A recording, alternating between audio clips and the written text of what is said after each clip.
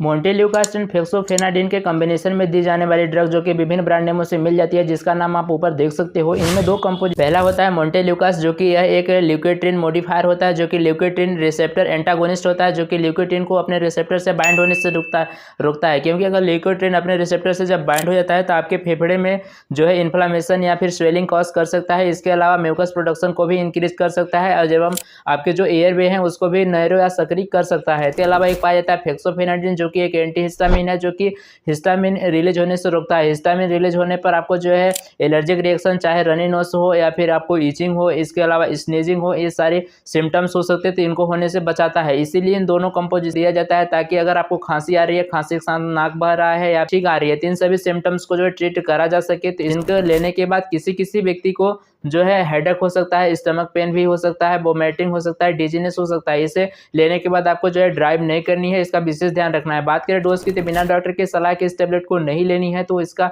जो डोज है एक दिन में एक बार आप शाम को ले सकते हो, जिनमें दोनों कंपोजिशन होता है। अगर आपको जो है सिर्फ खांसी है या फिर आपको सिर्फ एलर्जिक रिएक्शन है तो आपको इस कॉम्बिनेशन के ड्रग को नहीं लेनी है, सिर्फ आपको एंटी एलर्जिक ड्रग या फिर एंटी हिस्टामिन सिर्फ लेनी है। अगर आपको खांसी के साथ अगर नाक भी बह रहा है, छींक भी आ रही है, तो इस कंडीशन में आप जो है मोंटेल्यूकास्ट और फेक्सोफेनाडिन या फिर इसके अलावा कोई भी एंटी हिस्टामिन ले सकते हो।